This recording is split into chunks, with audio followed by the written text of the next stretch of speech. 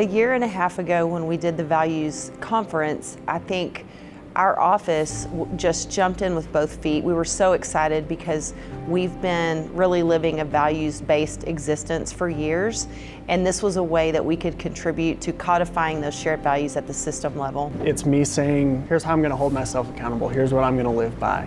And then also at the same time, me being transparent in being willing for others to hold me accountable to that as well. My previous company, we had values, but I think it was a little less defined and less vocal in how we wanted to play them out. And I think that was really kind of a breath of fresh air for me to understand that everyone is on board, everyone is welcoming this, and it's more than just words, it's more than just this text on a screen or text on a wall. It's everyday action that happens and you see around the office. It's a good way to visually represent to others what we stand for and what the institution is about.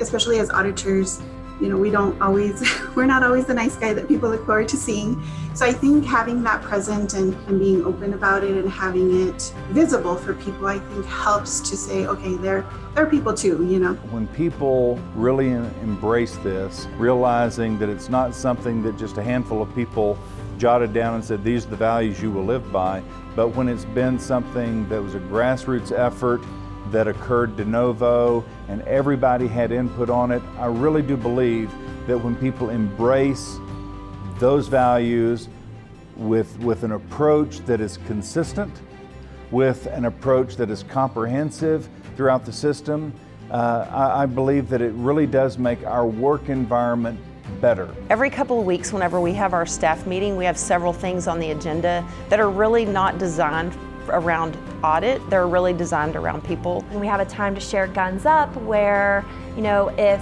a audit client had a really great experience or somebody working together on a team, they did something that just went above and beyond, it's a time to really call them out in a good way and give them credit for that. Every staff meeting, we start with 5 minutes of fun. A different person each time just brings some sort of game or fun activity or something for us to all go around and talk about.